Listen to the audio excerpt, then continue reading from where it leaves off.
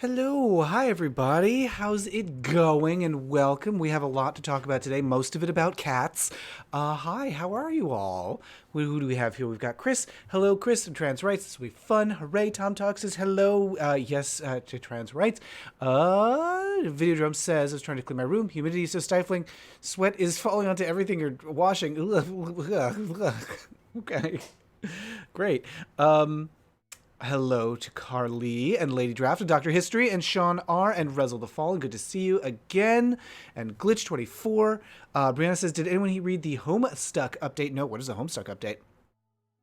Guillermo says, I'm sure I mispronounced your name. I'm sorry. It says, hola. What's popping? Says, alu dolu.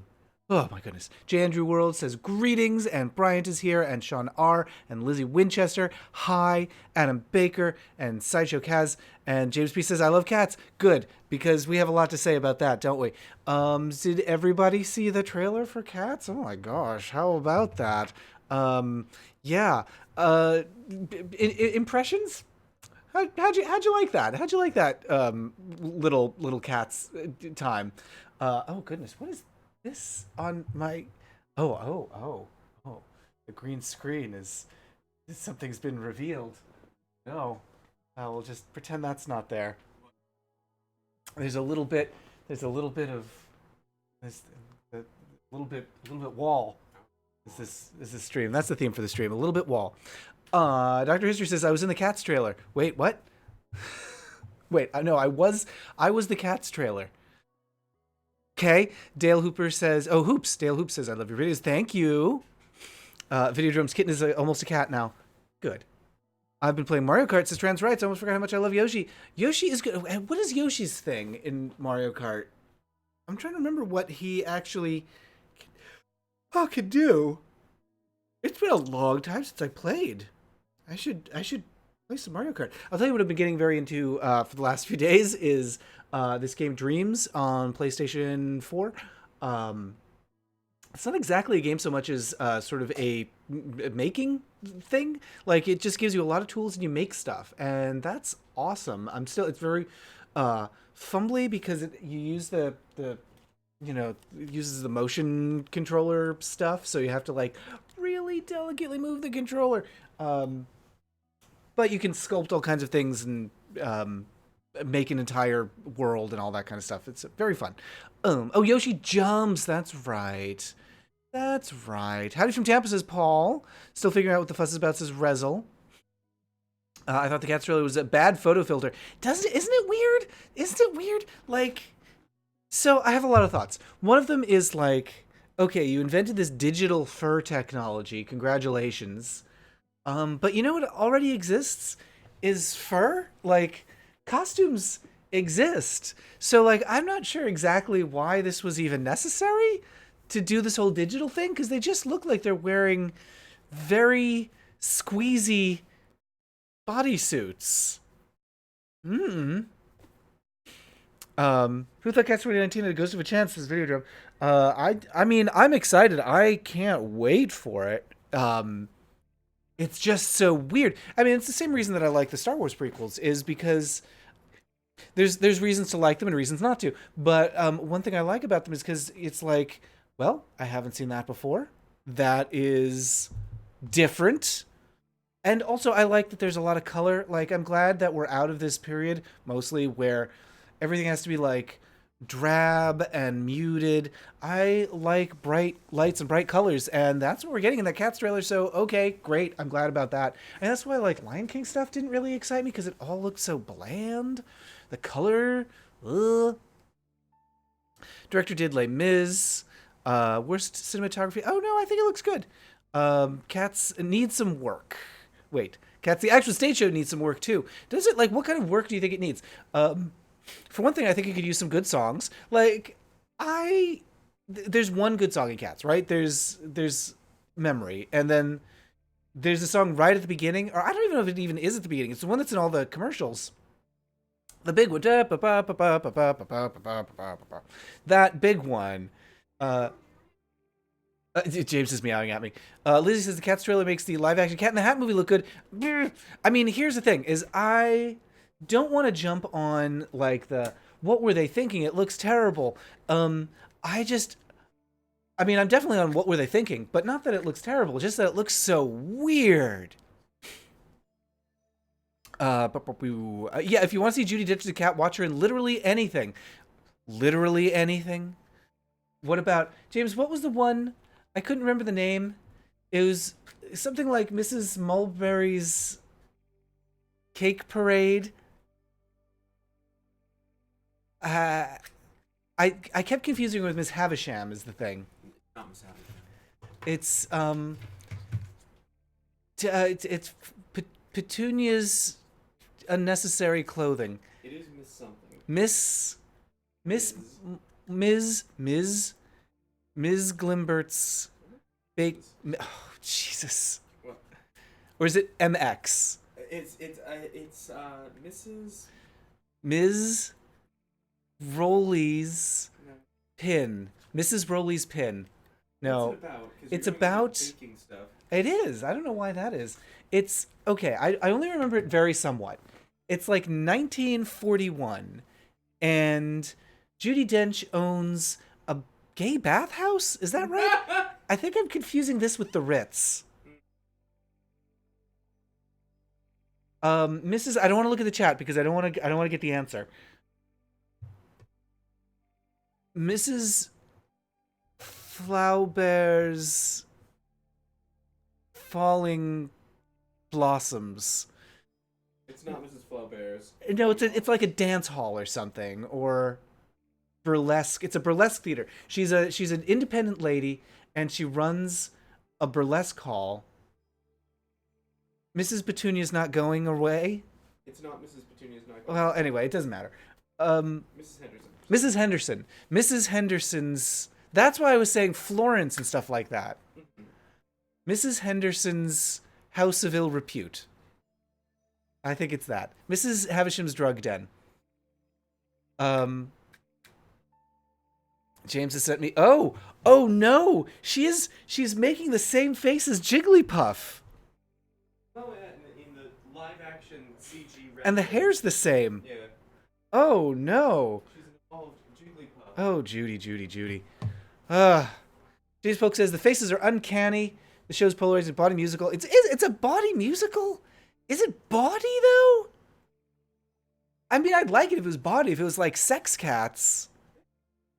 Do they have sex? Oh, Daniel says he's so sexy. What? Thank you. Hello. Oh, Brian says, did you hear what's happening at Morehouse College? No, what's happening at Morehouse College? People freaked out at the first shots of CG Will Smith and Aladdin, but the final film turned out fine. Did it though? Oh, I'm not sure it's so good.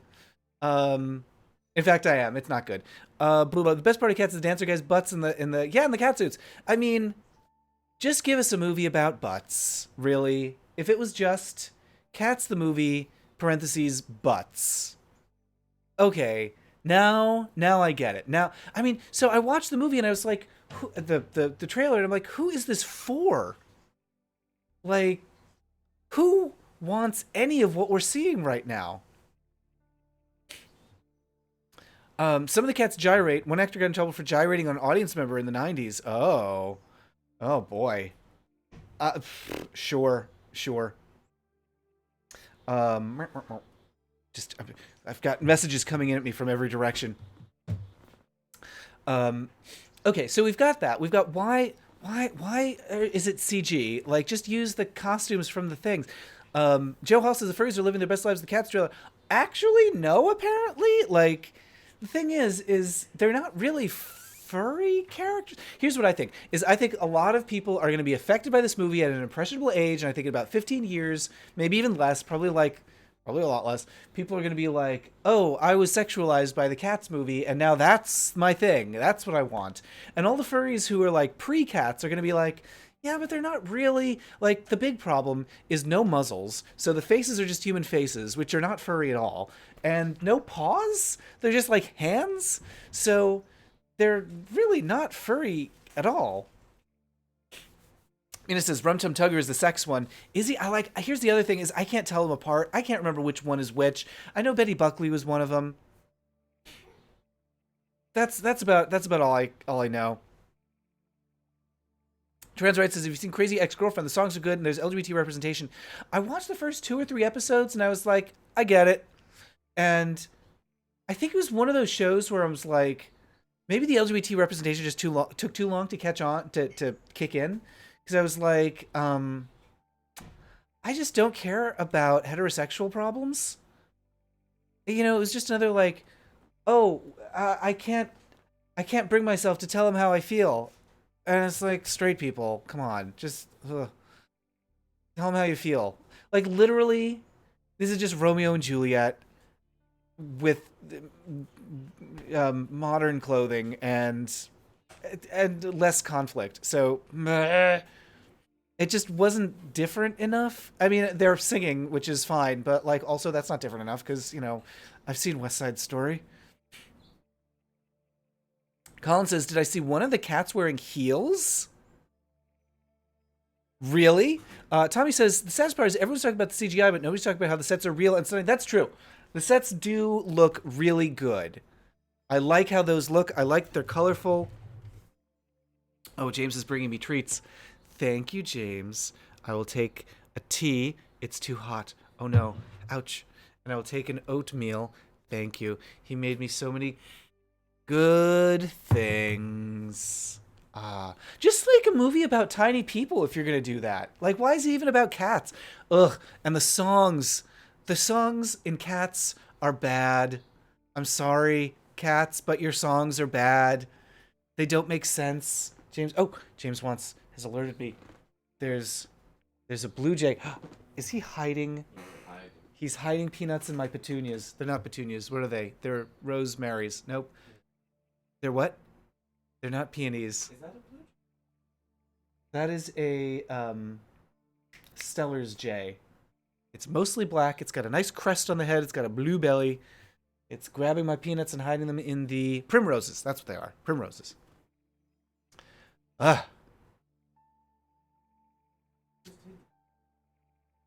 Oh, it hid the peanut, but it's thinking about taking it back.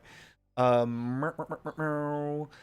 never liked the musical. It's one good song. The whole show, says Deborah. That's the thing. It has one good song. Dr. History says we need a gay Romeo and Juliet. Surely that's happened. James, has there been a gay Romeo and Juliet? There has to have been. If there was the world mine, or what was it? Were the world mine? Oh God, we're the world mine. Jesus. We can have our gay. Midsummer. Oh yes. It's Midsummer Night's Dream. But gay Romeo. I'm like looking that up right now because that has to have been the thing. Gay Romeo. Oh, that's just giving me the site. Gay Romeo. Gay Romeo. Do you know what's not called Gay Romeo anymore? What's it called? Oh, something else. I went looking it up, and then I couldn't find it because it doesn't exist. Juliet becomes Julius in Shakespeare's love story. Yeah. Oh, Private Romeo. Made by Alan Brown, the film is a reenactment of the play exclusively spoken in an all-male high school military academy called McKinley Military Academy. Amidst this recitation is a gay love blossoming between two cadets, Sam Singleton and Glyn Mangan. Really? Is that his name? The film was his take, oh boy, on Don't Ask, Don't Tell. The official United States policy on gays, blah, blah, blah. Flaw was repealed after the production of the film. Okay, this could be something. Ugh. But this actually, it does the thing I was just complaining about. The scenes at cadet school are filmed in desaturated colors, gray, khaki, and pale. Let's see. The animation looks fantastic. I just don't like what they're animating, says Shane. Yeah. Wait, Tom Talks is the Margaret Thatcher musical? Wait, what is that? What is the Margaret Thatcher musical?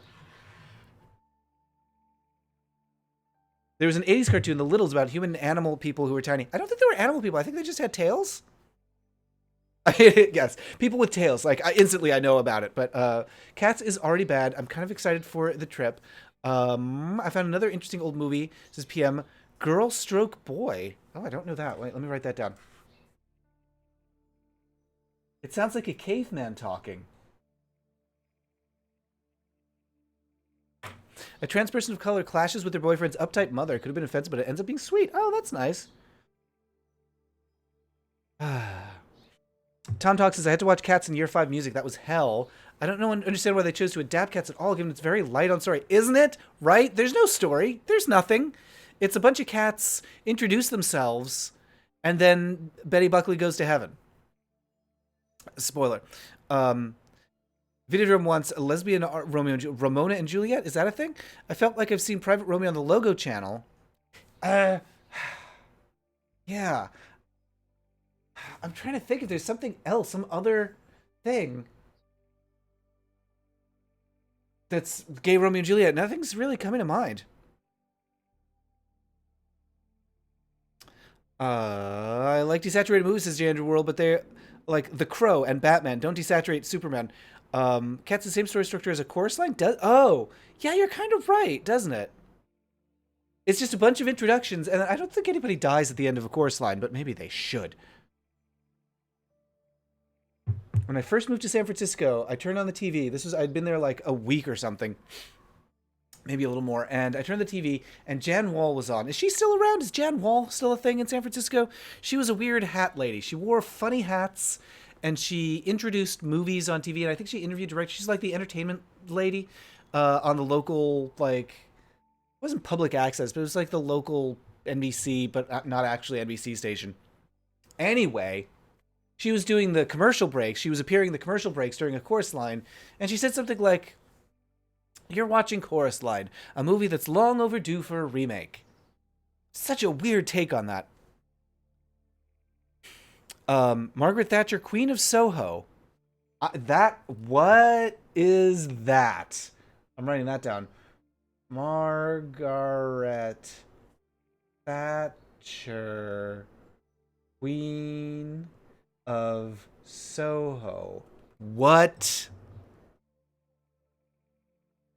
There's a depressing musical called Bear about Catholic schoolboys rehearsing Romeo and Juliet. Okay, Bear. Musical. I mean, that promises a lot. Do they get bear? Or are there bears? The show Hamilton was supposed to tease that Hamilton was bisexual? I don't remember that. By which I mean I don't remember hearing about that. Not that I knew Hamilton and he wasn't bisexual. There should be a little murder in some musicals, says Dr. History. Sure. I guess Oklahoma has a little murder. Therefore, and West Side Story has a little musical, has a little murder. She's still around. Haven't watched local news lately, but she's still around in some capacity. That's good. I'm glad she's still there. There was, at the Castro, there was a little tip bucket near the concession stand with a picture of Jan Wall, like, waving. And a note that said something like, good moviegoers always tip, or something like that. She's watching you, that Jan Wall. Always watching. What do you think of how they did the lesbian character in Stranger Things Season 3? Oh, no, do I have to watch Stranger Things? Is there a lesbian character?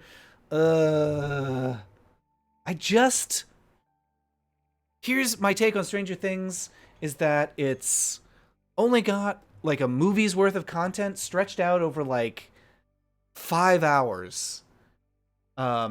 Season 1 had so much padding. I just wanted to watch it, like, double speed to get it over with. And also, like, it was just a bunch of other movies stitched together. And I'm like, I'll just watch these other movies that I like better. But now we've got Season 2 and we've got a Season 3. And, like, is it... That's another one like Cats. Like, do we need that? Do we really need this? Tom Talk says, Thatcher is legit the upside-down version of Rosen Island. What? Because it's the... Okay, I mean, it's the hair. Sure, lots of people have big hair. Is she the upside-down version because she's actually mean and not nice?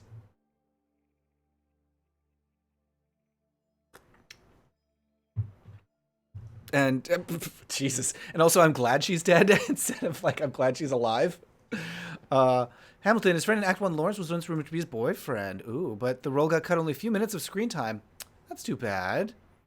What do you think of the gay plot in Buffy? Well, I mean, I'm all for it. Like, I mean, that's kind of like what I want more of. I would be fine if Buffy went away and it was just like Tara and Willow and it was their show.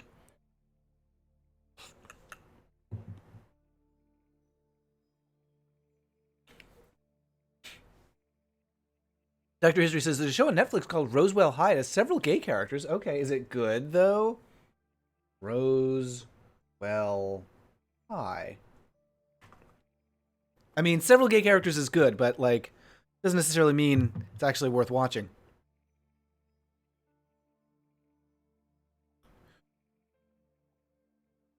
Ingibingi 2000 says, I like Cats for the memes. I mean, that's what we're gonna get. Like, a lot of, like, weird screenshots and can you even believe this? And maybe some, like, here's the thing. Like, I think it's gonna be sexier question mark than the trailer's letting on, because there's that shot at the end of somebody, like some sex man in a cat suit with a collar, and it looks like somebody's holding a leash, and like, okay, is this a fucky Cats movie, basically? Is this a Cats movie that is gonna have like fetishes all over it without actually acknowledging it?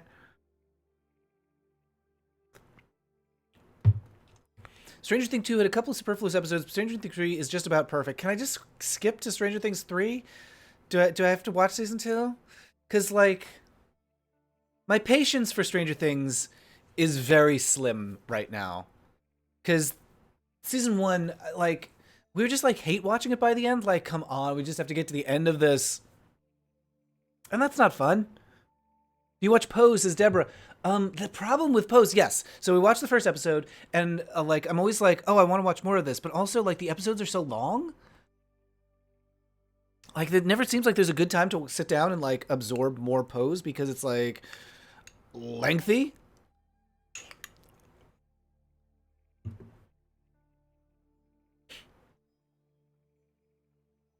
J. Andrew World says there's a Golden Girls version of Clue. Like, the movie or the game?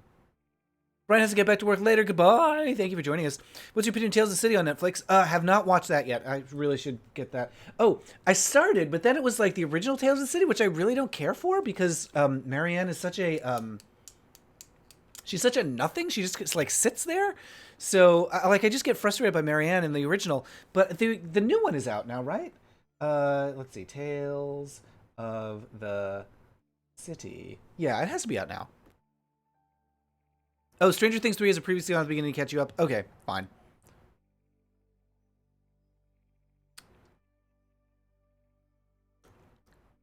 Alan says, there's a gay as hell letter of Hamilton telling Lawrence, yeah, marrying someone was not what you and I have.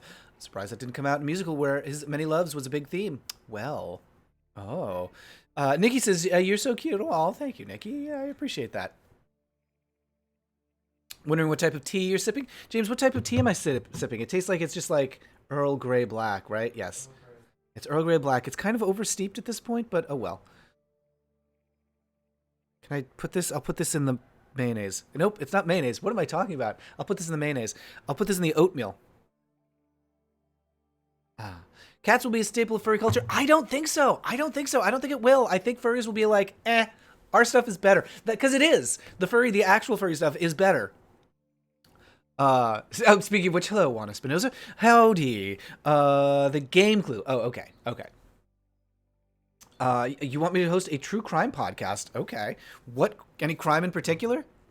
Crimes of passion. The Rescuers? Is that a crime? Oh, I could be a rescue ranger.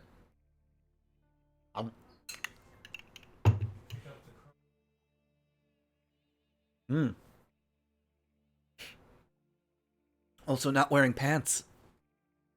Andrew World says, I would watch a Golden Girls Clue movie. Yeah, right? Wouldn't that be amazing? Like, there is the case of the Libertine Bell, the episode of the Golden Girls where they do solve a mystery.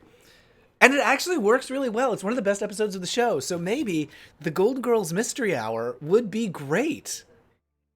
That would be a really misleading name for a podcast. Like, what even is it? What is... Because it's not the Golden Girls Solving Mysteries if I'm hosting it. Or maybe it is. Maybe I play all the characters.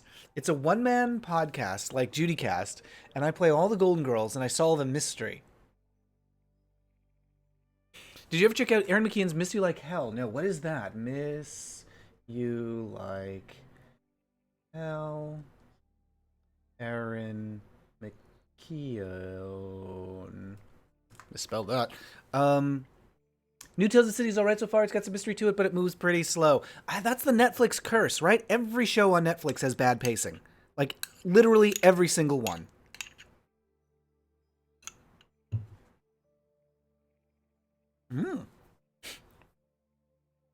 Mr. T-Bone says there's supposedly a Rescue Rangers movie in production. I know for a lot of kids that was our furry gateway.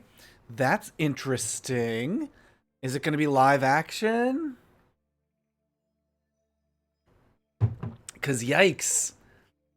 I don't know. Like, are we going to get like a sexy Chippendale? Like they're actually Chippendale dancers and they own Chippendale furniture and they are, it's like who would you cast in live action Chippendale? Jake Gyllenhaal as both of them. No.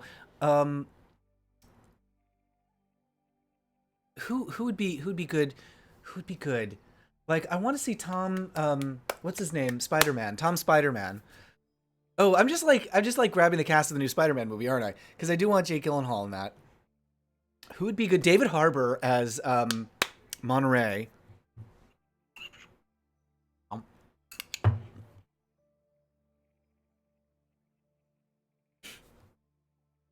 Lizzie says, do you think the USA faked the moon landing? No.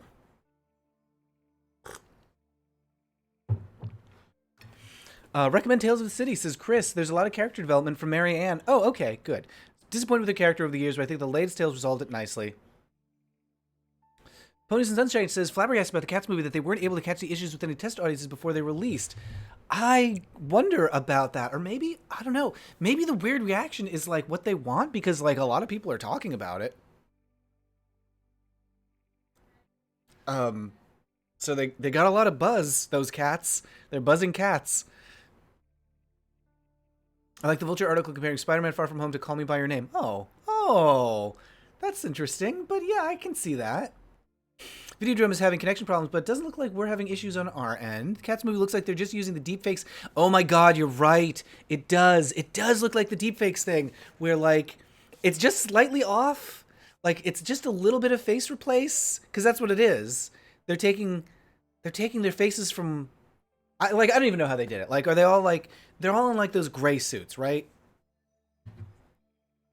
They want to be polarizing, so people go off on Twitter. Says Amina, Probably. Like, because a Cats movie could be real boring. So maybe by making it super weird, they're getting people to talk about it. I mean, it certainly worked. Ellen says it makes the eyes look a little dead because the eyes aren't reacting. But I think their faces are real. I think the face is the only thing that's real about them, right?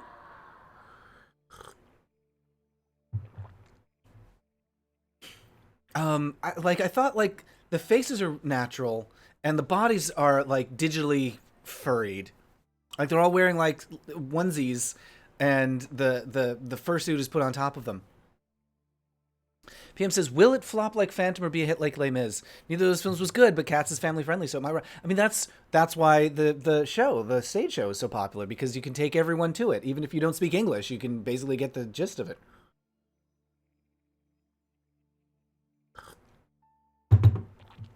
But like even the faces seem a little distorted. Like that's not how faces are shaped, so it seems like everything is just a little unreal. Just, you know,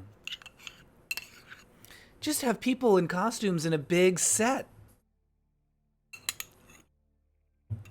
That's all you gotta do.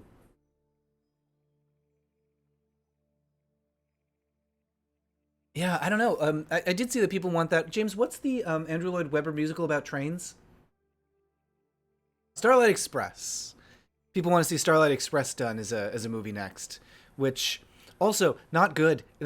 Not good songs, but trains I guess less relatable than Cats.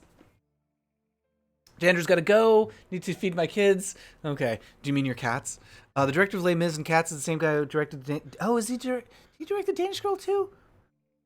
Oh, it's full of train sex? It's not family friendly? I didn't know that. What? Okay. Once again, who is this for? Who wants this? Oh yeah, it was definitely the roller skating show. I didn't... What? Starlight Express is narrated by a child who makes the sexy trains creepier. Oh no. Dr. C says they're making a new Addams Family movie? Are they really? I didn't hear about that. Ooh.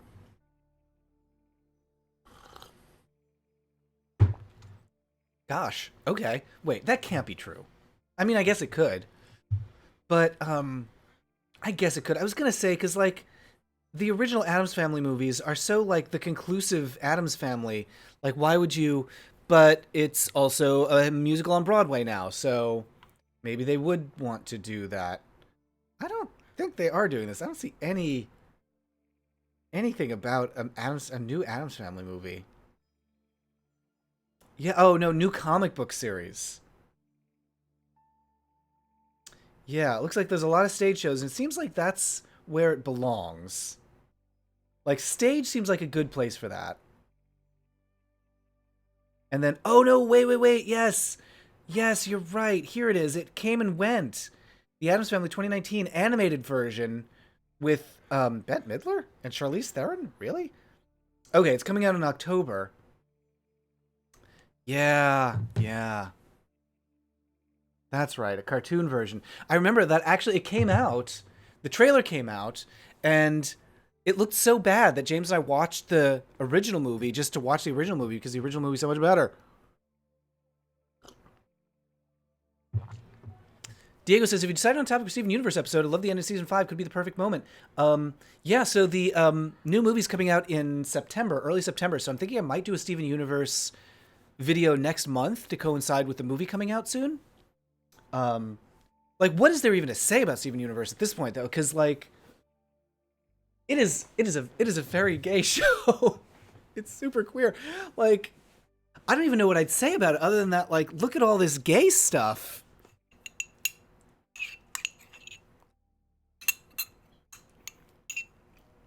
It just does...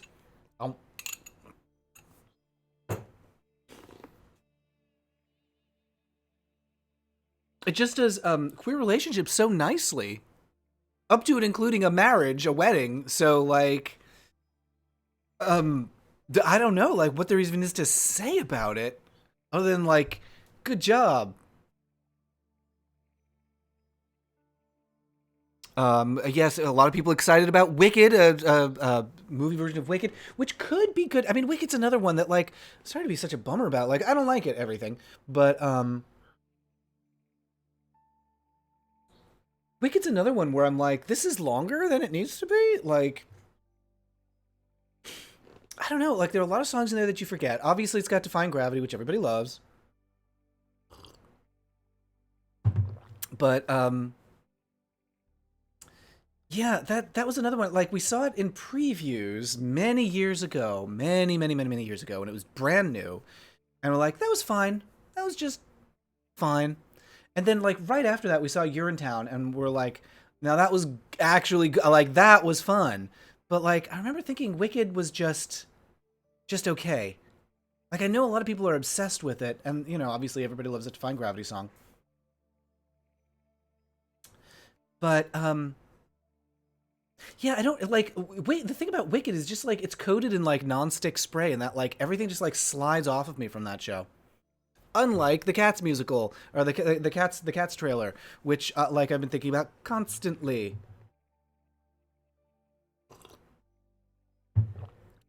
Oh, Shane says, what do you think about Renee Zellweger's Judy Garland? Very mixed feelings over here. I know, that is exactly what I said. I have mixed feelings. On one hand, I'm happy to talk about Judy Garland for any reason, but on the other hand, ugh, it looks like such a sad movie, and, like, you know, I want to remember the good things about Judy.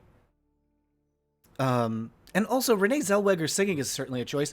We have so many recordings, James said this, we have so many recordings of actual Judy Garland singing. Like, why have, you know, bless her heart, Renee Zellweger, she's not Judy Garland when it comes to singing. Like, nobody's ever going to be able to sing like Judy Garland, so just use the recordings. Diego's going to my first Pride in Vancouver soon. Congratulations. That's very exciting. I forget, like, Vancouver's Pride is like in October, right? PM says a lot of gay stuff on TV right now. It's hard to support all of it. Frozen stole a lot of the Wicked film's thunder. Oh, yeah. Interesting. That's a good point. I never thought of, like, Frozen and Wicked as being similar, but yes. Yes, I do say that with, like, the sisters, which they're not in Frozen. Well, I guess they are sisters. Yes, they're sisters in Frozen, not in Wicked. That's what. Blah. So there's sisters in Wicked, but not really, but kind of. Oh, we should name the morning chat to Tea with Matt. I like that. That's a great name. Yeah, Tea with Matt. The T is, I don't like Wicked. No. I mean, it's fine. It's just fine. The thing is, I think maybe one of the reasons that I'm opposed is because I had a friend in San Francisco who's just, like, obsessed, and I was like, can we just, like, have one day where we don't talk about Wicked, please? And that kind of soured me. Frozen 2 looks awesome. Oh, did they release stuff for Frozen 2? Okay. I'd be fine with that. I mean, I do like Frozen. I didn't like Let It Go when I first heard it. Something about it, like, just didn't work for me. And then the more I heard it, the more I was like, okay.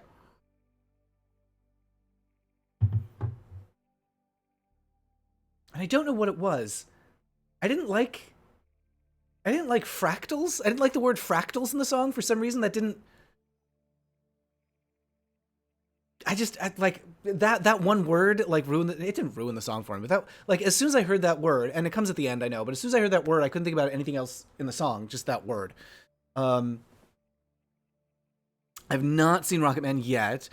They used Judy's voice with Judy Davis played her in 2001. I think it worked then. Oh, wait, what was blah, blah, blah. Am I thinking? No, I'm thinking of the movie Little Voice, which also has a lot of Judy. It has like Judy impersonating. Wait, Judy Davis, Judy Garland movie. Yeah, My Life with Judy Garland, Me and My Shadows. That's right. Yes. So she was that one, and then I forget who the woman who plays Bubble on Absolutely Fabulous did it. Like, she was in the movie Little Voice, which has somebody doing, like, a Judy impression, and she actually sang it. She was fantastic. Wilman Verkalik is a better Alphabet, a better Elsa. Wait, who's that? Wilman Verkalik? Let It Go is just Katy Perry's Fireworks redone. How, do you mean, like, what it's about or the music? Because I think the music is pretty different. The music is kind of different, but I guess I kind of hear, like, it does some of the similar phrasing, sort of. I got a gay true crime book. Okay. gay. Why is that hard to say? Gay true crime book called Indecent Advances. It talks about the gay history before Stonewall. That's pretty cool. Wait, is it about like actual crimes or is it about like people who are like entrapped for cruising? Because that would be interesting. Like I don't know, some sort of like anthology or something about like all the people like. Now that I say this, no, I don't think it actually would be interesting. About the decriminalization of cruising. I'm not sure if that would be interesting. Jane Horrocks, that's her name. Yes. Anne Hathaway was supposed to play Judy once upon a time. I think that would have been fantastic. Anne Hathaway is Judy. Maybe I couldn't, like, I don't not see it. It's not like if you told me, like, I don't know, who would be a terrible Judy Garland? Cameron Esposito. You know, actually, like, I want to see that. I want to see Cameron Esposito play Judy Garland. Who would be really bad at playing Judy Garland? Honestly, here's the thing: is like, even if they're bad, I want to see their impression. Because I was gonna say like, Nicki Minaj, for example. Like, I don't think would be a good Judy Garland, but like, I want to see it. I want to see what her interpretation would be.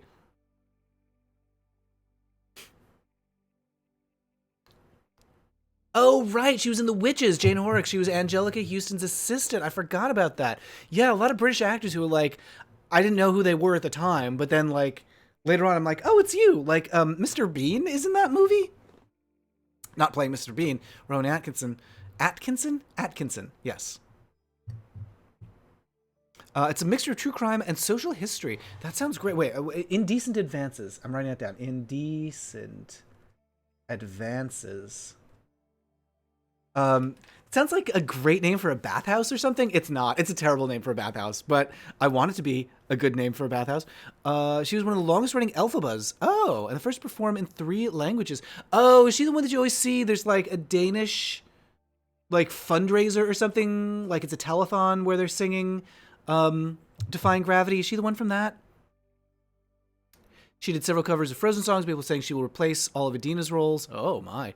Renee Zellweger would be a bad Judy Garland, says Shane. Maybe. I feel like everyone should have a chance. Do you think that Britney's putting Alan Turing on the 50-pound note? Yes. How about that? On one hand, it's like the 50-pound note is the one that gets the least amount of use. So, like, okay. But also, you know what? Let's not be picky about it. I'm just glad to see him getting some recognition. Shane says Wilhelmine. Is it Wilhelmine or Wilhelmine? Wilhelmine? Jane Horrocks, who played the assistant witches, also played Bubbles in AbFab. Yes, I know. That's her. That's her. Yes, Jonathan, the wickedly talented Adela Dazeem. Oh God, he's such a creep. I was just thinking about like the time, like, so he did that. John Travolta got her name wrong, and then they came out at like, what was it, the Tonys or something, or I don't remember, like the Westminster Dog Show or something. They came out at some other show together, and he like tickled her chin to show that they're friends. And it was even creepier. It made it even worse. Alan Turing shortened the war and saved millions of lives. Wilhelmine. Oh, like, that doesn't help. That pronunciation doesn't help. Wilhelmine? Is that it? Is that how you said it? Wilhelmine. I'd say good job, Britain, but... Oh, with the 50-pound note. Who do we have on our money? Obviously, we've got, like, we're waiting for... Who are they going to put on the... Was it Sojourner Truth? Who's going to go on the 20... I was almost called it 20-pound. On the $20 note? Or no, it was Harriet Tubman, right? That they were going to put on the $20? And we're just, like, waiting and waiting and waiting. Harriet Tubman, right. Jordan Watts is waiting for a Holocaust movie about the gay prisoners who were left there by the Allies. Yeah, that's a good point. Like, I don't think I've seen anything about that. That would be a great story to tell. Yeah, I don't think I've ever seen a good story, like, or good retelling of, like, that life. I was about to say maybe do that as a mashup with Romeo and Juliet story, but no, I don't think that's a good. Bent, a former discredited policeman, connects a murder case to an elaborate government conspiracy involving rogue operatives in a top spy agency. Wait, That sounds good. Wait, what is that? Bent? A discredited former policeman connects a murder case to an elaborate government conspiracy involving rogue operatives from a top spy agency. That sounds really good. When did that happen? Bent movie. I'm looking it up right now. I mean, that's what I want. I want to see 1997. Whoa, Clive Owen plays a closet gay man in a concentration camp. Very sad. Ooh, okay. Well, that doesn't sound so good. I mean, it sounds like it's good. It sounds fine. But oh yeah, 2018 version, which is different. Okay. I see. That description is from the 2018 version, which is a totally different movie. Bent from 1997 is a closet gay man in a concentration camp. Okay. Because I was going to say, what I really want to see is a gay spy movie. Like, I want to see... There was a gay James Bond movie like 3 or so years ago. It was like independent. It was playing at like gay film festivals, and it was quite bad. It was made by somebody who like it just does visual effects, and so it was like basically a visual effects demo reel. And it wasn't so good. But like, I want like a great gay spy movie. Like, I want a gay James Bond. Bent from 97 also had roles for Jude Law, Mick Jagger, and Ian McKellen. Austin Powerbottom. Okay, I mean, sure, I would take that. Oh, you know what I've just watched is there's a show from the late 70s called Family. It's a Mike Nichols show, and there was a gay episode, and so I just watched that because it happened around the same time as some of the Beverly LaSalle episodes of All in the Family, and I'm going to connect those a little bit. But in that episode, somebody comes out as gay. One of the characters comes out as gay to his friend, and his friend is like, his reaction is the gay character says like something like, "I think you need to know I'm a homosexual," and his friend is like, "Well, I can't top that." And I was at the grocery store when I heard that because I was like listening to it on my phone, and I nearly like laughed out loud because obviously, you know. It wasn't supposed to be a sexy joke, but it kind of was by accident. Did you see the new Shaft movie? I did not. Is there gay stuff in the new Shaft movie? The Donor says, Family's documentary. Right, no, you're thinking of American Family, which was the sort of proto-reality show featuring the Loud family. Had Lance Loud, their gay son, who came out. But Family is a drama about some, it's honestly not good. But it's about like a typical American family going through all the difficulties in this troubling modern time. After school special from the 80s about the gays. What if I'm gay? 2 of us. And Scott Baio was a gay best friend in The Truth About Alex. Wait, Truth About Alex or Al Sex? Yes, Al. I want that to be a typo for all sex. The Truth About All Sex. Okay, wait. After school specials. I want to write these all down. After school specials. It's not gay, but have you ever seen there's an 80s after school special that's like all about a kid becoming a punk and like adopting punk aesthetic, and it is hysterical. It's something like Mom and the Mohawk or something like that. It's absurd. Okay, wait. After school specials. What if I'm gay? 2 of us. What? Oh, isn't there one with Jim Carrey in it?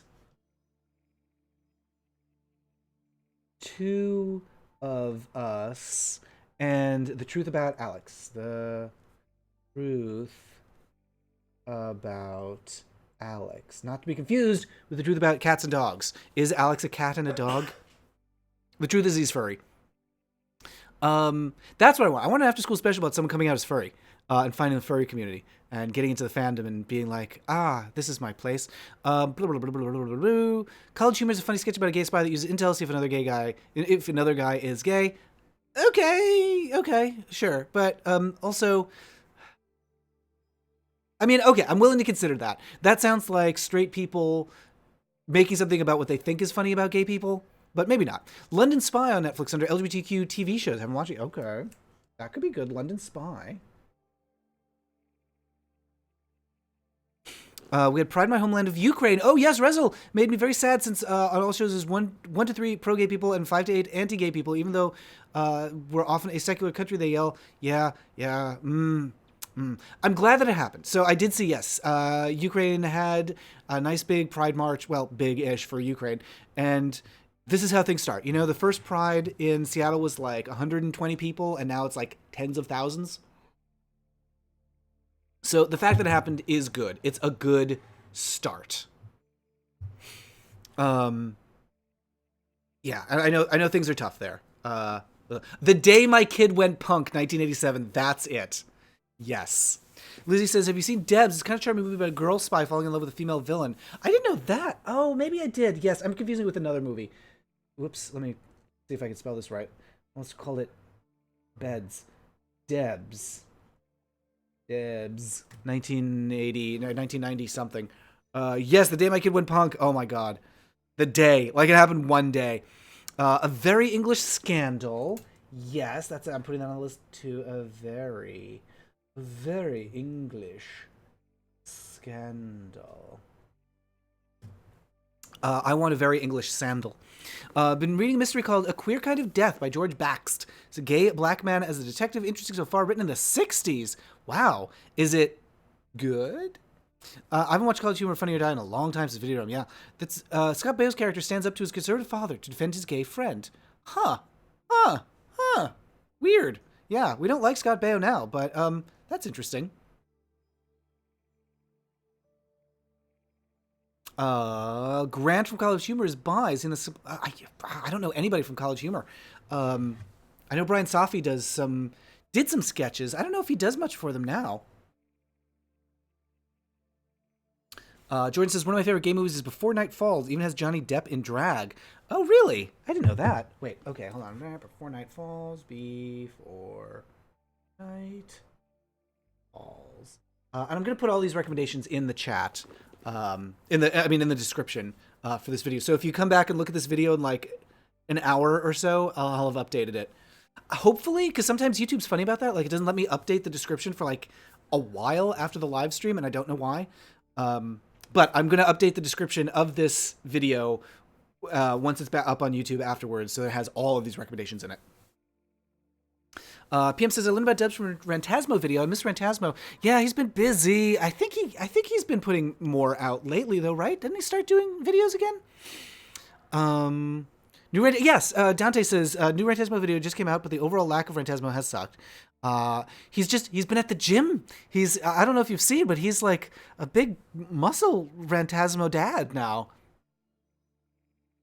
Most of the 80s TV about kids are just hysterical and how they're trying to scare parents. Yes.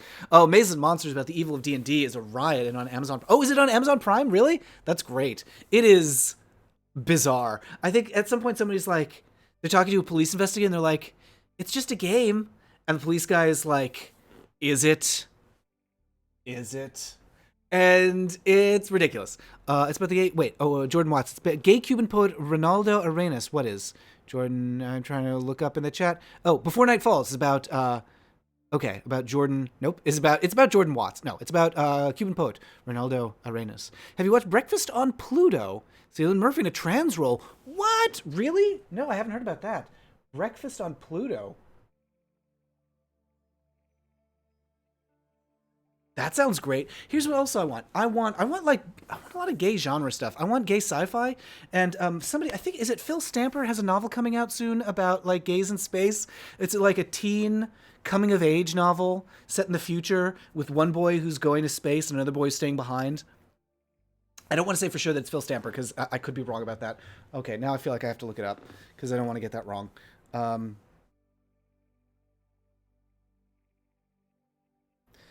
The Gravity of Us, yes. Can't believe I can't remember anything. How did I remember that? Out in 2020 by Bloomsbury Kids, known for detective work worthy of Nancy Drew, according to The Guardian. Well, that's exciting. So go check out Phil Stamper's forthcoming book and pre-order it and support gay space. Murder. Oh, I'm sorry, I lost my place. Recently read a book called Murder at the Nightwood with a lesbian detective. It's good, written in the 80s. Okay, I mean, I'll put that on the list. Murder at the Nightwood. Murder at the Nightwood. What a great title. Bruce Coville, openly bisexual children. Wait, really? Bruce Coville's openly bisexual? I didn't know that. Yeah, I was a big fan of his stuff when I was young. Skull of Truth is a same-sex couple. Okay, the Skull of Truth. What? What a great title. Everything sounds so good that you guys are recommending. Criminal case that inspired Mazes and Monsters is so nuts. A pretty simple case that then got sensationalized as a reason to fear D&D. I think there were two cases, right? That got like squished into one in Mazes and Monsters. There's the somebody who committed murder. They like had a psychotic break, and they committed a murder, and it was blamed on Dungeons. Or did they? I think they killed somebody, and then it was blamed on D&D, but it had nothing to do with it. And then there was another one where somebody went missing, and like they all thought he went into steam tunnels underneath a college campus and like disappeared down there, and they went searching for him in steam tunnels for like weeks, and then he popped up somewhere else. And again, nothing to do with Dungeons and Dragons. They just happened to play it.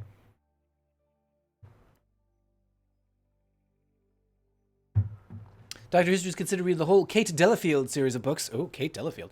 Did you know? I just learned that Kate Mulgrew was a detective in not in real life, but she played a detective named Kate, and it was like a show in the 70s called like Kate Investigates or something like that. And so she investigated. She had a gay episode of that show.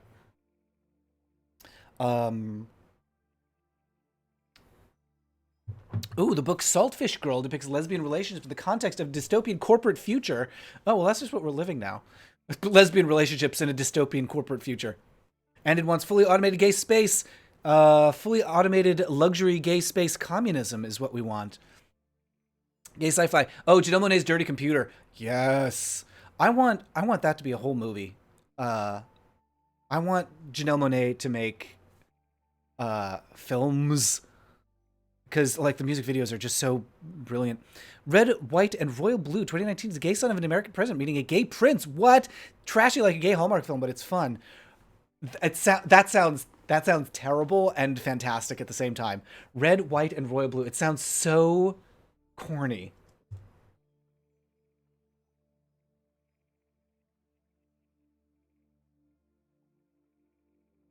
So I've been trying to put my finger on an aesthetic. Because I recently was contacted by the Shirtless Violinist. Are you all familiar with this person? He's based in Seattle, where I live. And he's exactly what he sounds like. He's a great violinist, and he plays with his shirt off, and he's a muscle man. And so, sure, okay. Muscle dad playing the violin. Why not? And he makes these music videos that's him playing the violin, and it's always got like some gay love story, and it's so cheesy, but it's not just cheese. I'm trying to put my finger on exactly what the aesthetic is, because it's very consistent from one video to the next. Like, he'll play the song from Beauty and the Beast, and it's like a gay version of the video that goes along with it is like a gay retelling of Beauty and the Beast, and a gay retelling of Star Wars, and a gay retelling of, I don't know, The Little Mermaid. And it's just the same kind of thing over and over. But there's something very distinctive and also very gay about it. And I can't quite identify. It's not exactly camp and did. It is definitely a little bit that.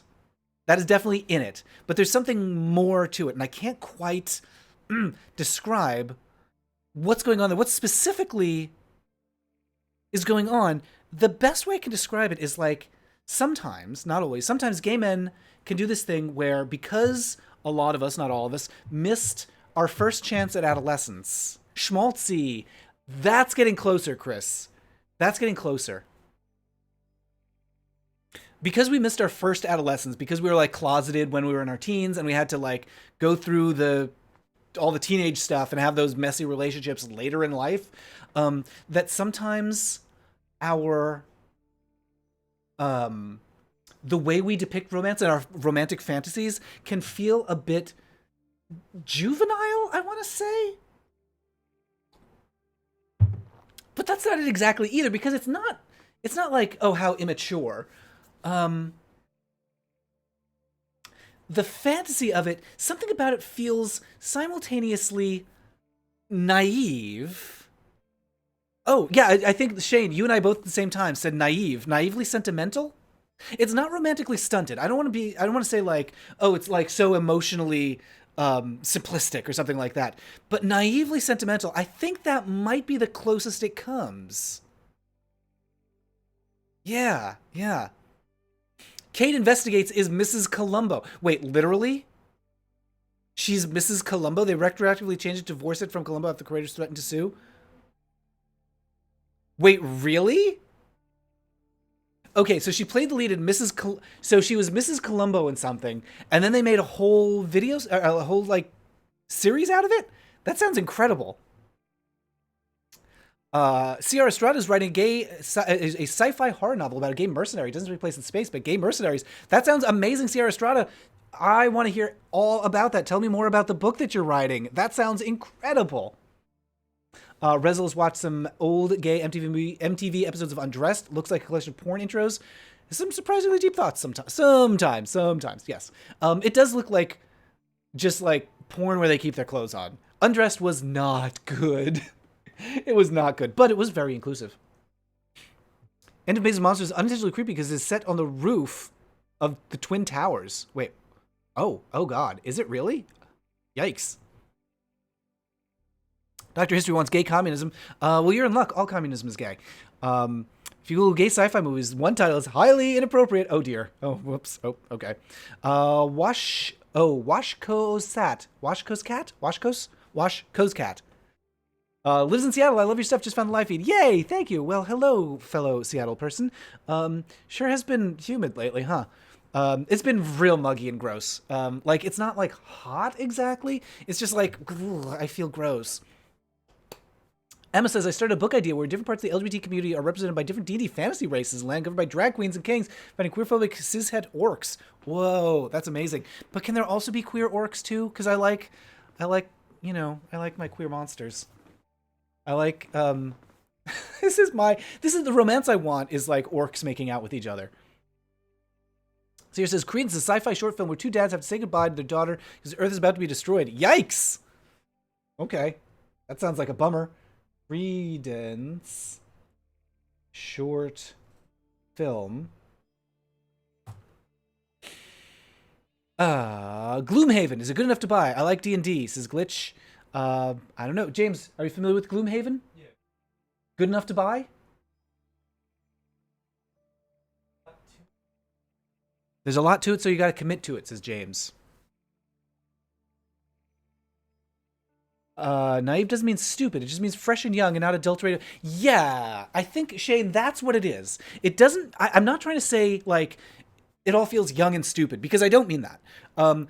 Fresh and young, not adulterated by experience. It feels like so idealized. It is completely untainted by reality. And so it's ever so slightly funny to me because it's so ideal. It's such an unrealistic and so aspirational, I guess. It's so completely unironic, and I feel like I'm just like circling it without actually hitting what it is that I'm trying to say. I see what you mean. I'm recently out, and I feel like I missed a whole lot in my teen years, says Diego. I'm 25. I mean, that is not late in life by any stretch of the imagination. You have a lot of gay to enjoy ahead of you. Yeah, oh my gosh. Go and be gay. Let's put that on some t-shirts. Go and be gay. She solved mysteries and rocked out, says Alan. I remember one episode ending with her performing as a dancer. I'd be delightfully mad. That sounds fantastic. PM says, yes, I know the one you're talking about. The undressed about the twin brothers, one gay and one straight, getting mixed up on a double date. Yes, it is extremely trashy, and it is on YouTube. And the twins are adorable. Enough. They're adorable enough. Glitch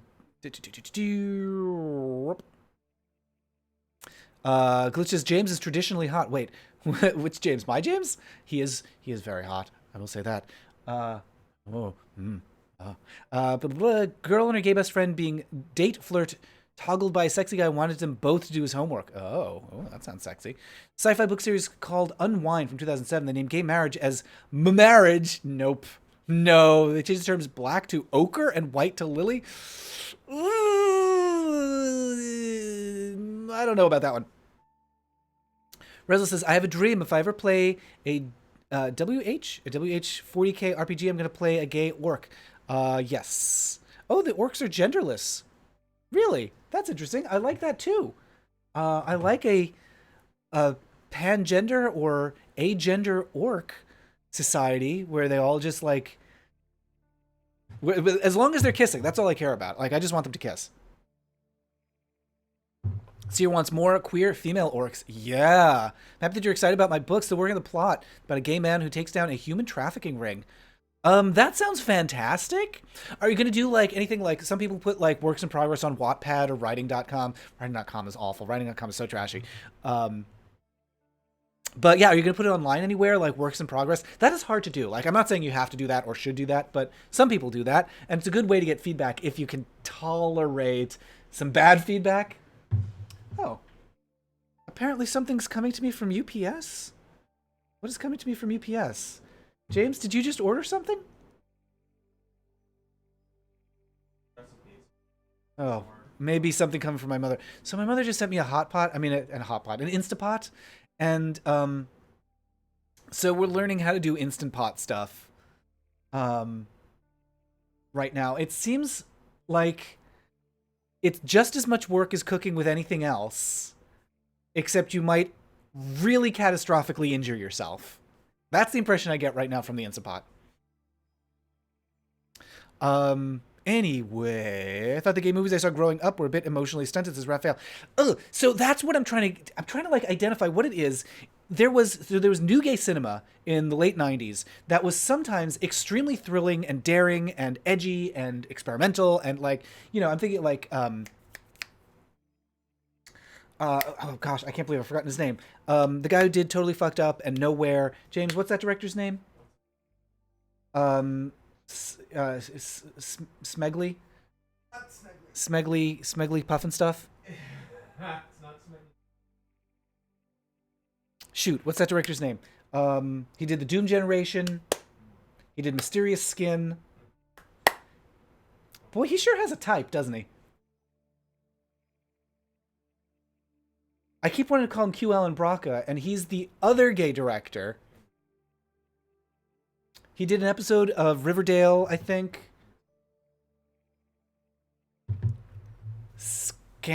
Scandinavia. Yep. Would that be a good drag name? Scandinavia? I'm not sure what her shtick would even be. What's his name? Oh, I don't think it's anything weird either. It's like Mangy Hainsworth. I know. It's, yeah, a totally normal name like Mangy Hainsworth. No, it's, I need a hint. Starts with a G.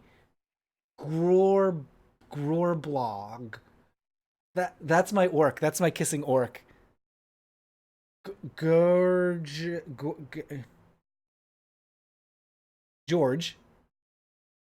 Gregoraki. Poof. Gregoraki. What am I saying? What was I saying about him? Glorblurge. Anyway. Jordan Watts says, 29 confirmed, Matt Baume into kissing. I'm very into kissing. Kissing is my favorite thing. You can ask James about it. He gets annoyed because I want to kiss so much. He's trying to talk to me, and I'm like, no talking. Just give me your face. I like a good kiss. I want to make out with an orc. If you like eggplant, I don't. Cubie them fills any soup, and they're delicious in a stew for Instapot. I like eggplants in theory. I like how they look. I like that they look kind of like penguins, but I don't want to eat them. Oh no, you just made me think about how eggplants taste. Oh, I'm going to be thinking about that all day. No. According to Wikipedia, Mrs. Columbo was renamed mid-season to Kate Columbo. Oh no, then Kate Detective, and then Kate Loves a Mystery. Oh no, Kate Investigates was for syndication. What the? I mean, how many names did the show have? That sounds awful. Oh, so I was trying to talk about it because I was talking about new gay cinema, Greg Araki. Yes, but there was also a lot of terrible new gay cinema that felt very. What is that feeling? Like bad gay movies. That was like real, like cheesy and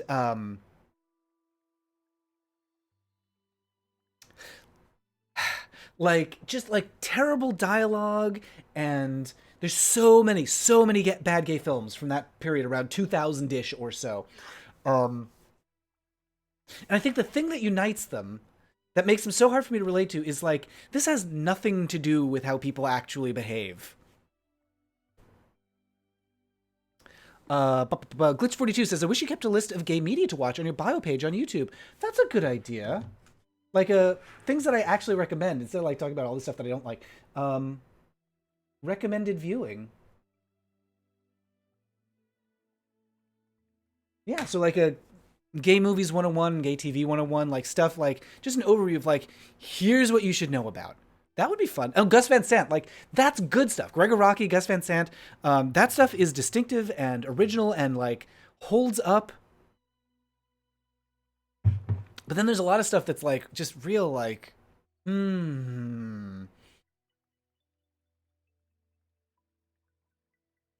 mean, I don't want to say the problem is not like people don't behave that way, because nobody behaves the way they behave in a Gregor Rocky movie. Like that's not realistic.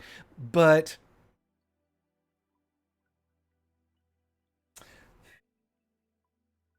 I'm gonna have to think more about exactly how to articulate this, because what I'm trying to express is like an idealism, I guess. Basically, I think Where the World Mine is sort of like the apex of that. A a seriousness and an idealism about like, oh, if only the world were like this. Um, that just kind of like feels like bad fan fiction to me. YouTube has a gay Victorian affair. Ooh, a gay man married to a gay woman, Victorian times. That sounds fun. A gay Victorian affair.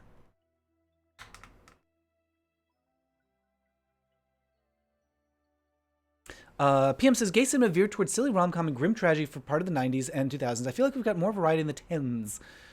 Diego recommends the new Sabrina show. I have not watched that yet. Who else was doing new queer cinema in the early 90s other than Cheryl Dunye? I don't know if I pronounced that. Black lesbian. I think she identifies as cis. Who did Go Fish? I mean, I was going to say Jenny Livingston, but I don't know that I would qualify her as that exactly. She was definitely doing like a lot of artistic and experimental stuff. Pedro Motivar, yeah, okay. I would not classify that as like new queer cinema. That's something else. It's like independent films, independent and foreign, with queer undertones or overtones sometimes. Todd Haynes, yeah, that's another one. Oh, and Todd Haynes for sure. Who's the one who did Bruce McBruce? That's almost it. Brucerton? No. Bruce LaBruce, that's his name. Bruce LaBruce. I don't like any of his stuff, but he certainly was doing stuff. Oh no, Emma says, my favorite LGBT film of all time is actually Where the World Mine. I love LGBT biodramas. Bessie, Imitation Game, Frida. Where the World Mine.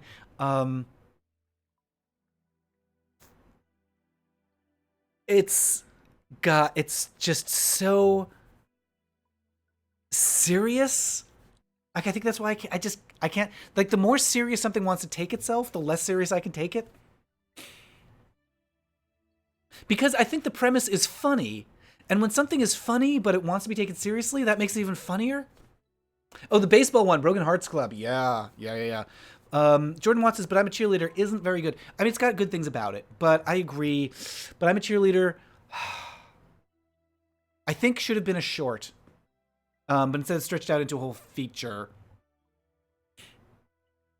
Jordan says, oh yeah, Videodrome agrees.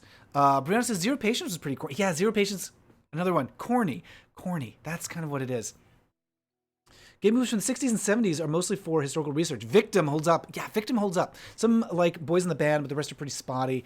Queer Woman, but I'm a cheerleader, but it's a bad movie for queer. Yeah,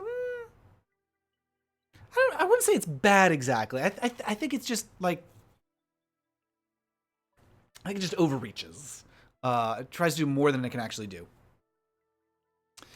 Shane says, don't you love bad fan fiction? I do, but a little goes a long way. Like, I don't need a whole movie's worth of it. Like, just a little bit is enough.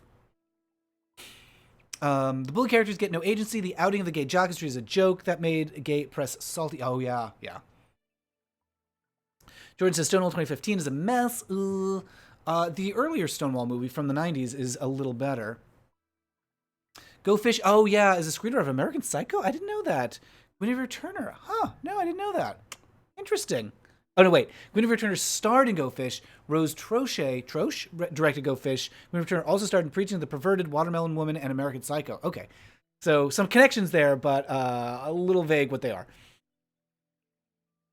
There's a black lesbian sci-fi movie called Born in Flames, directed by Lizzie Borden. Wait, what? Directed by Lizzie Borden. It's very 90s. Depicts the U.S. as a socialist democracy. It's on Canopy right now. Okay, wait, what was it called? Born in Flames. Born in Flames.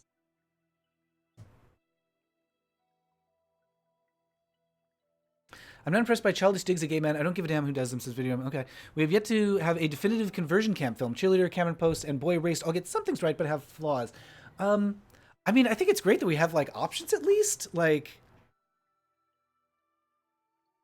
you know, we were talking about how we want more gay Romeo and Juliet. It sounds like those exist. We have options. We're just, like, want them to be better. Get Real. Oh, my gosh. I haven't thought about Get Real in a long time.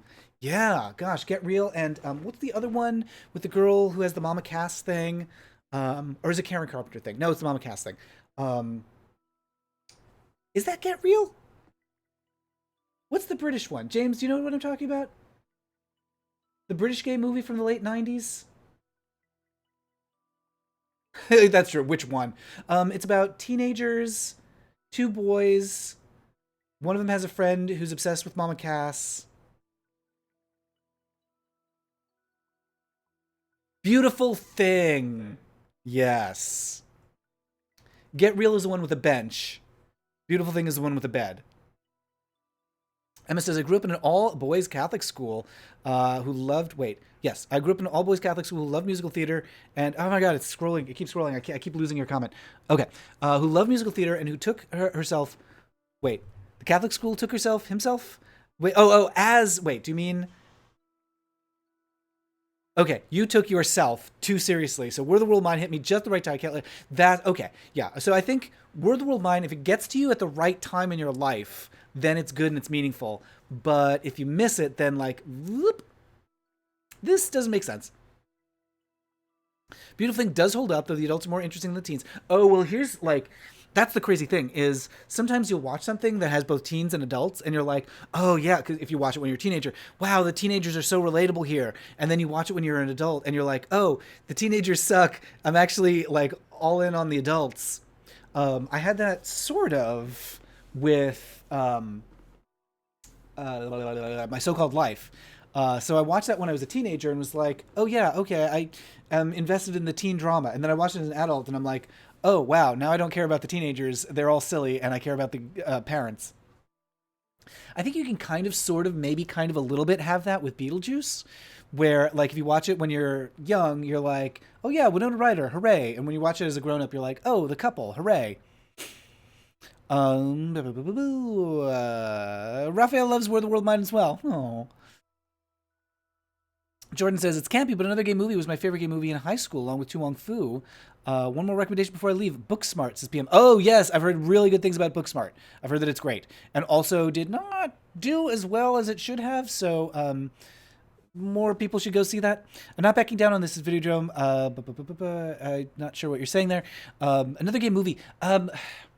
Yes. Okay, another gay movie. Fine. It's good. It's fine. It's a comedy. It's making fun of a lot of other... Like, I think it's got a lot of references, and it's actually funny, and it does a fine job of being what it is. And then they made, like, a lot of sequels to that. Or maybe I'm just thinking of What's the other? What's the Q Alan Brocca one that they did a lot of sequels to? Now I can't remember. Oh well. Anyway, did they do sequels to another gay movie, or was it just the one? Along with Tu Wong Fu. Tu Wong Fu. So that's another one. A lot of good bits, but I don't feel like Tu Wong Fu fully comes together. In part because that's another one that does the idealism thing of like, wouldn't it be nice if this is like, it's just like this weird fantasy about like, wouldn't it be nice if this is how the world was? Oh, Eating Out, that's what I'm thinking of. Eating Out 2 and Eating Out 3 and Eating Out Again and all those, yeah. Hello, AOE DOT. Missed an hour and a half, but woo, cozy holes of Matt Baume chat time. Your video encoder reflected light keeps making you... Oh, I have the thing on my forehead again. Yeah, so, like, that happens because the sun slowly moves across the sky. That sounds like a poem, but I just mean that, like, the light in the room is changing. So that should fix that, I hope. Let me know if that's better. Jordan Watts had a horrible sequel. No, Jordan didn't have a horrible sequel. Eating Out had a horrible sequel. Oh, another gay sequel. Okay, so Eating Out... oh my god, we're talking about so many different things at the same time. Another gay sequel. Gays Gone Wild. Hard to watch. Oh, well. There's stupid comedies. I like it less if queer people are seen as humorless and can't take a joke. Yeah, I mean, that's the thing, is I need things to be... I need a little bit of funny. Like, it can't be serious all the time. It's just too much work. I want something to be kind of light, especially when it's something like being queer, which is fun. You know, I just don't want it to be like a constant bummer. Ugh. Anyway. AOA DOT, I'm glad you're here, but I'm probably going to be wrapping up in just a little bit. Because we've been going for quite a while, and I think it might be a good time to conclude soon. But I also want to ask everyone... Again, like I know I ask this every time, is this a good time? Because I'm thinking about like pushing these back a little bit and doing them at like 10 a.m. Pacific instead of 9 a.m. Pacific, because 9 a.m. is just a little early for me to get all in place and everything, especially on a Saturday. So I'm thinking like 10 a.m. Pacific instead of 9 a.m. But maybe not. Maybe this is a good time. Maybe 9 a.m. is a better time for everybody. Because I know like, yeah, it started like, do I have that right? 6 p.m. in the UK, 9 a.m. in the UK, whoops, 9 a.m. in Seattle is 6 p.m. in the UK, right? Maybe I have that wrong. Let's just figure this out.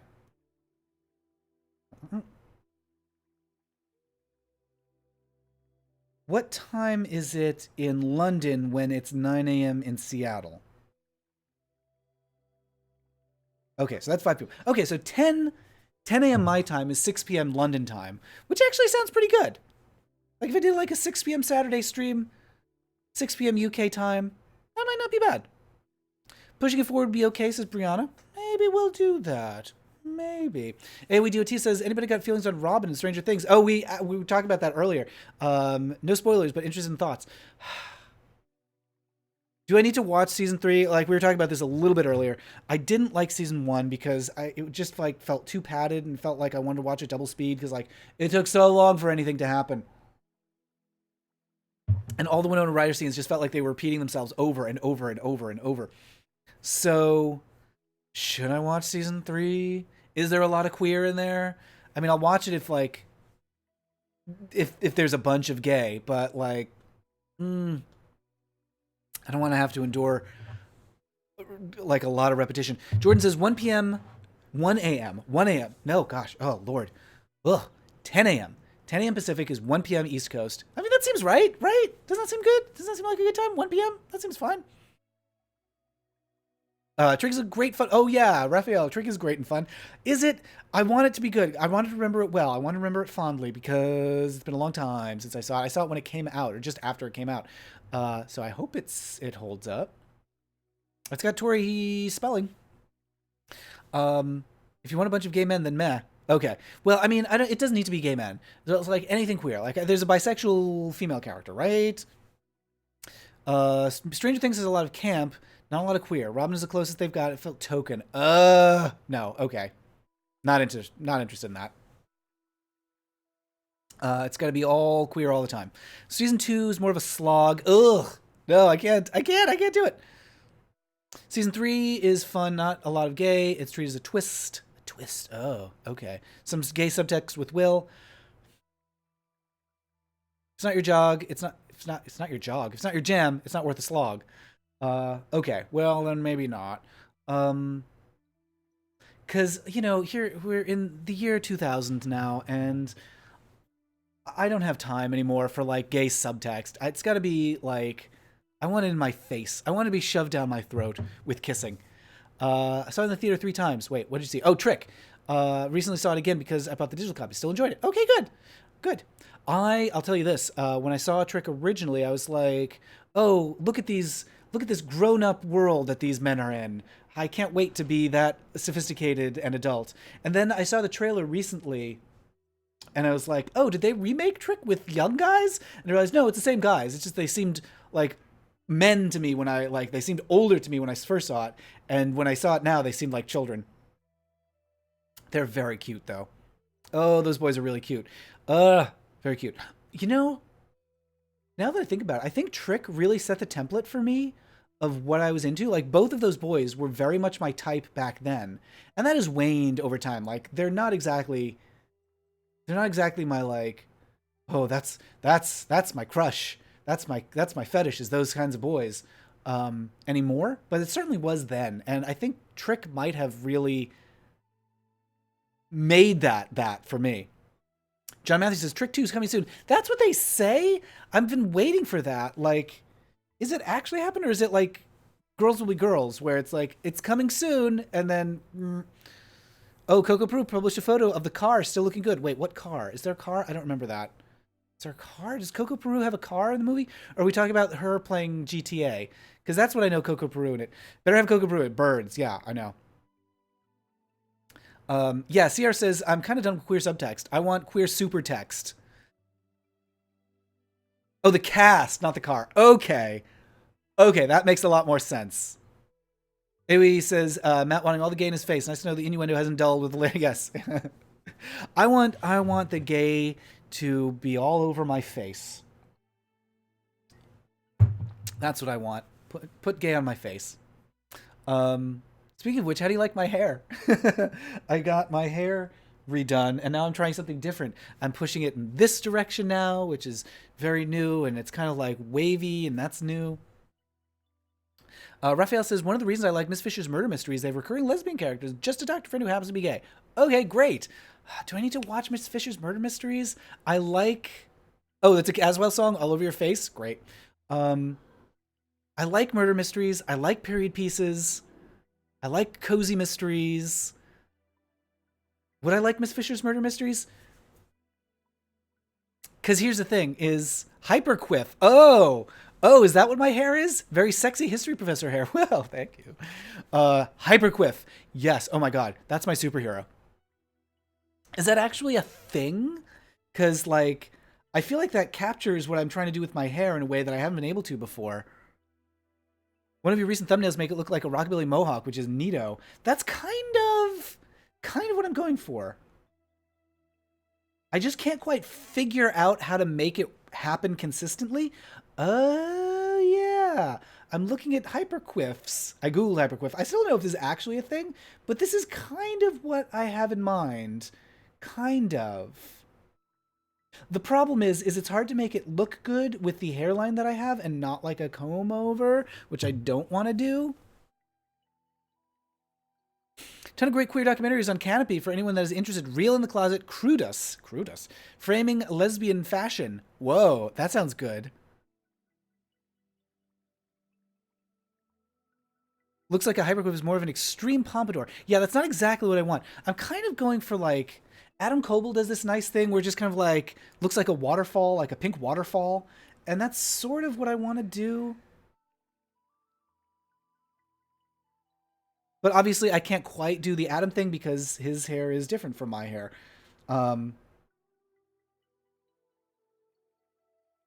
Yeah, and now that I look at it, it's not exactly what I want either. Yeah, like I kind of want what Lars on Steven Universe has, sort of like that. But it's a problem if I'm like, what I want only exists in fantasy and cartoons. that might be a sign that like that doesn't actually exist. You would like Miss Fisher, says Robert Cox. Maybe we'll give it. I'll give it a try at some point. The thing is like my mother recommended it, and anything my mother recommends, I have to be like, no, mom. So it's hard for me to like take anything that like take a recommendation from my parents, because I still like, even like at this late age in my life, I still have to be like independent and like, oh, can't be something my parents recommended. I have to have found it on my own. And wants more trans super text. I love all the queer. Watch something entirely about LGBT people where cisheads only come in as a joke or just background people who may or may not even speak. That is exactly what I want. There are a couple of episodes of Susan Paris where we interviewed a couple guys from D&D. Very eye-opening and informative. Much appreciated. Well, thank you. I'm glad that you enjoyed that. I should put those all together or something. So, like, you can have, like, you can listen to all the D&D episodes in a row. Because I definitely interviewed a lot of, like, RPG people. Like, I had Jeremy Crawford on, and I had David Gator on. And who else I talked to who does, like, D&D stuff? Well, I had Amp on, like, early Pup Amp, who talks more about, like, video games and tabletop. But yeah, I should have like some like the gay nerd super pack where you can like just put all those episodes together and listen to all the like nerd episodes. That'd be fun. Started losing my hair at 24, so I shaved my head and grew a beard. Good thing, sexy lumberjacks. Yes, that is a good look. Raphael wants me to get over the hill. Miss Fisher's incredibly good, really fun. Okay, if you say so. I will trust your recommendation. I will put it. I'm putting it on the list. Here it comes. I'm putting it on the list. Uh-oh. I can smell bacon. Somebody outside is cooking bacon, and the smell is blowing in here. I might have to make some bacon when I get off the stream. James, can you make bacon in an Instant Pot? I bet that would be terrible. He says you can make it all. Let's see. Instapot bacon. Should I live stream myself trying to learn how to use an Instapot? Would that be fun or would that be horrible? Instapot bacon. Okay, here's somebody recommending perfect every time for all your bacon needs. All right, maybe. I feel like it would get incredibly messy, though. Like, you get, like, a ton of splattering.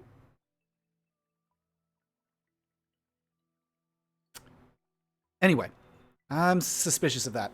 You must get over that hill, says Raphael. Maybe. Leaving now, I want to say I listen to Culture Cruise and playlist when I'm feeling down. It always makes me feel better. Oh, I'm so glad to hear about that, Emma.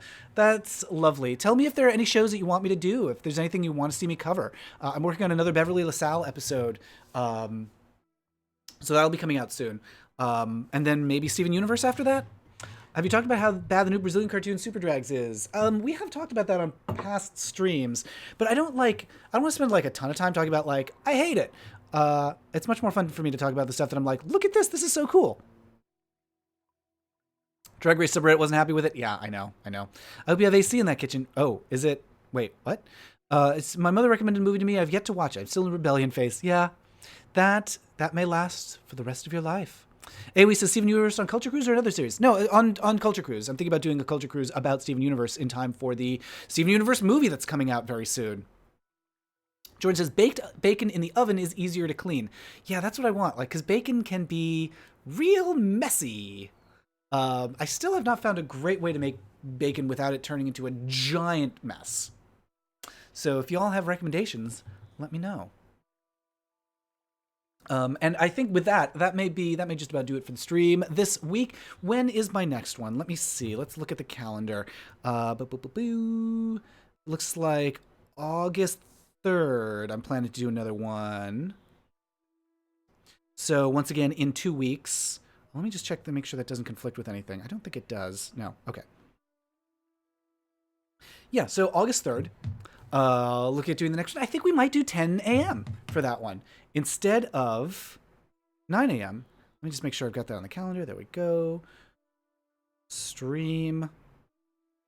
There we go. Okay. We should get Jinx Monsoon to be on your talk about Steven Universe. Ooh, Jordan, that's such a good idea. Oh, I definitely should do that. I have some connections to her. I don't know her personally, but I know people who know her. So maybe. Jordan, she doesn't live in Seattle anymore. She's in San Francisco now. We miss her very much. She was never here that much, really. It was very, she's always on the road. She's always traveling. But yeah, it sucks that we don't have Jinx in Seattle anymore. But maybe I could have her Skype in or something. Keep well, chat, says AoE. Thank you for joining. Mr. T-Bone says, when someone said Instant Pot, they meant the new Instant Pot, which is an air fryer. Oh no, just do bacon fries. Yikes. Oh, there's so many air pots. Air pots? Instant Pots. Ugh. Thanks for the stream, says Dante. Be well. Same here, East Coast. Oh, yes. Have you a good afternoon. Oh no, John Newman just rolled out of bed. I missed it. 10 a.m. works for me. It'll be 11 in Colorado. Thanks for an awesome stream. Yes, so we're doing, in 2 weeks, on August 3rd at 10 a.m. Pacific, 1 p.m. Eastern, 6 p.m. London, I think. Yes. Have Mark Patton on to talk about Scream Queen Doc. Ooh, that's a great idea. Yes, I should get Mark Patton on. Yes. Yes. I'll reach out to him. That would be a great idea. I'd love to have him on Suits of Paris. And yes. Okay. Good. We'll make it so. And you know what really helps is if you tweet. If there's somebody you want to see on the stream, or if there's somebody you want to see on Sewers of Paris, if you tweet at them and me and say that you think it would be good, like hearing from viewers is a great way to pressure people into making something happen. So definitely do the tweets. Okay. And hi from Malaysia says I'm gonna mispronounce it. I'm sorry. Aikuchi. But anyway, hi, hello, thank you for joining. I'm sorry, we're just about ending, but hello.